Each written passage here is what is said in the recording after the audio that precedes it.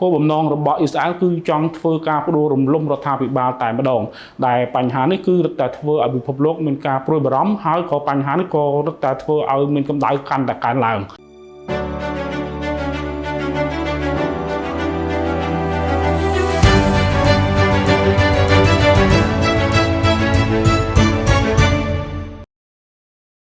បាទជំរាបសួរបងប្អូនទាំងអស់គ្នាជួបគ្នាជាថ្មីជាមួយខ្ញុំគុណណាន់នៅក្នុងកម្មវិធីវិភាគព័ត៌មានប្រចាំថ្ងៃរបស់ក្រុមហ៊ុន GFG Investment នៅថ្ងៃទី16មិថុនា2025នេះខ្ញុំនឹងធ្វើការអាប់ដេតទាក់ទងនឹងបម្រែបម្រួលក៏ដូចជាព័ត៌មានដែលធ្វើឲ្យទីផ្សារវាមានការប្រែប្រួលអូខេយើងបន្តចាប់អារម្មណ៍មើលទៅលើតម្លៃហាងឆេងមាសដែលការពីថ្ងៃសុក្របងប្អូនទាំងអស់គ្នាបានដឹងហើយគឺវាមានការហក់ឡើងខ្លាំងតែម្ដងដោយសារតែទាក់ទងនឹងការវាយប្រហារនៅមជ្ឈមបូព៌ារវាងអ៊ីស្រាអែលជាមួយនឹងអ៊ីរ៉ង់អូខេអញ្ចឹងយើងឃើញថាទាក់ទងតម្លៃហាងឆេងមាសគឺនៅតែរក្សាតម្លៃខ្ពស់ដដែលរហូតមកដល់ព្រឹកនេះដែលតម្លៃមាននៅក្នុងព្រឹកនេះគឺវាបានហក់ឡើងខ្លាំងរហូតដល់តម្លៃ$3,451នៅក្នុង1អោនដែលស្មើនឹង$4,157នៅក្នុង1តម្លឹងហើយតម្លៃបច្ចុប្បន្ននៅក្នុងពេលព្រឹកនេះតែម្ដងគឺស្ថិតនៅក្នុងតម្លៃ$3,435ក្នុង1អោនដែលស្មើនឹង$4,138នៅក្នុង1តម្លឹងអូខេអញ្ចឹងយើងឃើញថាតាក់ទងនឹងព្រឹត្តិការណ៍សង្គ្រាមនៅខាងមជ្ឈមបូព៌ារវាងអ៊ីស្រាអែលជាមួយនឹងប្រទេសអ៊ីរ៉ង់គឺនៅតែបន្តនៅឡើយមិនទាន់បញ្ចប់នោះទេហើយតាក់ទងនឹងការវាយប្រហារនេះក៏កាន់តែធំទៅអញ្ចឹងក៏វាបានបង្កឲ្យវាមានភាពភ័យខ្លាចក៏ដូចជាភាពព្រួយបារម្ភសម្រាប់ពិភពលោកទាំងមូលតែម្ដងដែលជាហេតុដ៏ចម្បងមួយធ្វើឲ្យតម្លៃហាងឆេងមាសវាមានការហក់ឡើងជាបន្តបន្ទាប់ហើយក៏នៅតែរក្សានៅក្នុងតម្លៃមួយខ្ពស់ដដែលហើយក៏វាបានប៉ះពាល់ទៅដល់តម្លៃប្រេងផងដែរដែលតម្លៃប្រេងគឺបានស្ថិតនៅក្នុងតម្លៃ$73នៅក្នុង1បារ៉ែលនៅក្នុងពេលបច្ចុប្បន្នដែលវាបានឡើងខ្ពស់បំផុតក្នុងពេលថ្មីនេះគឺរហូតដល់ទៅ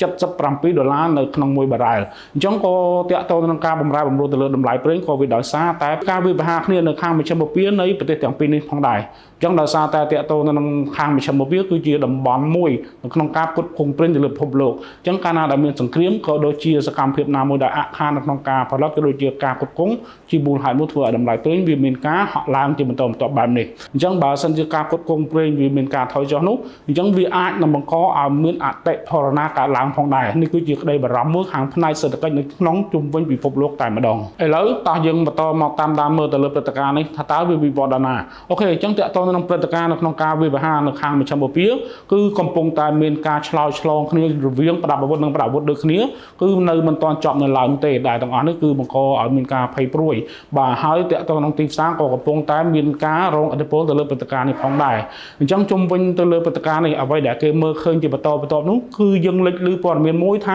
ាតាក់ទងនឹងប្រទេសអ៊ីស្រាអែលដែលធ្វើការវាយប្រហារទៅលើប្រទេសអ៊ីរ៉ង់គឺមិនមែនគ្រាន់តែបញ្ចប់ឬក៏បំផ្លាញទៅលើរចនាសម្ព័ន្ធនុយក្លេអ៊ែររបស់អ៊ីរ៉ង់នោះទេគោលបំណងរបស់អ៊ីស្រាអែលគឺចង់ធ្វើការផ្ដួលរំលំរដ្ឋាភិបាលតែម្ដងដែលបញ្ហានេះគឺរឹតតែធ្វើឲ្យពិភពលោកមានការព្រួយបារម្ភហើយក៏បញ្ហានេះក៏រឹតតែធ្វើឲ្យមានកម្ដៅកាន់តែកើនឡើងបាទអញ្ចឹងតាក់ទងនឹងពាក់ព័ន្ធជាមួយនឹងអាមេរិកក៏ត្រូវបានព័ត៌មានលើកឡើងផងដែរថាតាក់ទងនឹងការវាយប្រហាររបស់ប្រទេសអ៊ីស្រាអែលទៅកាន់អ៊ីរ៉ង់ត្រូវបានអ៊ីរ៉ង់ចោទប្រកាន់ថាសហរដ្ឋអាមេរិកគឺជាអ្នកនៅពីក្រោយដោយសារតែគេមានផុសតាំងផងដែរក៏ប៉ុន្តែទាំងអស់នេះគឺអាមេរិកគឺបានច្រានចោលតាក់ទងនឹងការលើកឡើងរបស់អ៊ីរ៉ង់អញ្ចឹងអ៊ីរ៉ង់ក៏បានបន្តថាគឺអាចនឹងធ្វើការវាយប្រហារទៅលើមូលដ្ឋានទ័ពរបស់សហរដ្ឋអាមេរិកដែលមាននៅក្នុងទឹកដីអ៊ីស្រាអែលហើយក៏មានការឆ្លើយតបពីសហរដ្ឋអាមេរិកត្រឡប់ទៅវិញថាបើសិនជាប្រទេសអ៊ីរ៉ង់ហ៊ានធ្វើការវាយប្រហារនៅលើមូលដ្ឋានទ័ពរបស់សហរដ្ឋអាមេរិកនៅក្នុងទឹកដីអ៊ីស្រាអែលអញ្ចឹងអាមេរិកនឹងធ្វើការវាយតបទៅកាន់អ៊ីរ៉ង់វិញយ៉ាងចាស់ដៃតែម្ដងទាំងអស់នេះគឺជាការដែលធ្វើឲ្យពិភពលោកកាន់តែមានការព្រួយបារម្ភកាន់តែខ្លាំង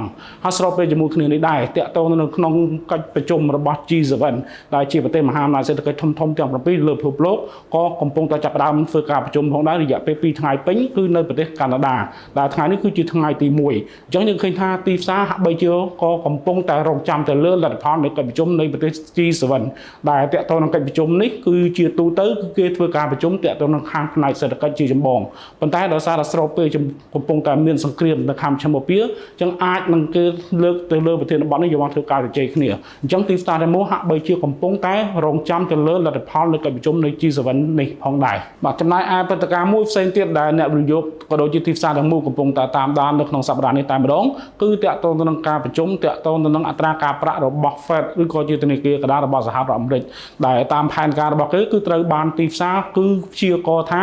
Fed អាចនឹងមានការទម្លាក់អត្រាការប្រាក់ ដែលអត្រាការប្រាក់ក្នុងពេលបច្ចុប្បន្នគឺ 4.5% ដោយសារតែមូលហេតុមួយចំនួនដែលបានកើតឡើងកន្លងមកហើយក៏ជាផ្នែកមួយនៃវិជបាយរបស់ Fed ដែលគេចង់ធ្វើការទម្លាក់ដើម្បីជំរុញឲ្យមានសេដ្ឋកិច្ចកើនឡើងប៉ុន្តែទោះបីយ៉ាងណាក៏ដោយនៅក្នុងសប្តាហ៍នេះដែលជា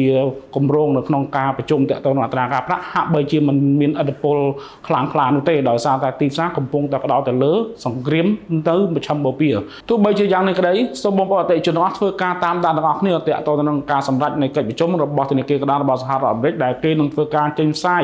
នៅវេលាម៉ោង 1 រំលងអាធ្រាត្រថ្ងៃទី 19 ដែលត្រូវជាថ្ងៃប្រហ័សនៅក្នុងសប្តាហ៍នេះបាទអញ្ចឹងទាក់ទងនឹងការសម្រេចបែបណានោះក៏វាអាចនឹងមានឥទ្ធិពលទៅលើទីផ្សារផងដែរគ្រាន់តែនៅក្នុងកំឡុងពេលនេះដោយបានជម្រាបជូនខាងលើគឺដោយសារតែទីផ្សារកំពុងរងឥទ្ធិពលខ្លាំងក៏មានការតាមដានយ៉ាងយកចិត្តទុកដាក់ទៅលើសង្គ្រាមនៅខាងមជ្ឈមបូព៌ាបាទសម្រាប់ព័ត៌មាននៅក្នុងថ្ងៃនេះមានតែប៉ុណ្ណឹងបាទអរគុណបងប្អូនអតិថិជនទាំងអស់ដែលបានតាមដានវីដេអូមួយនេះតាំងពីដើមរហូតដល់ចប់បាទសម្រាប់ព័ត៌មានបន្ថែមក៏ដូចជាចំណេះដឹងផ្សេងៗនៅក្នុងការវិនិយោគលើទីផ្សារមួយនេះសូមកុំភ្លេចចំណាយពេល5នាទីជួបជាមួយនឹងខ្ញុំគុណណាន់បាទសូមអរគុណសូមជម្រាបលា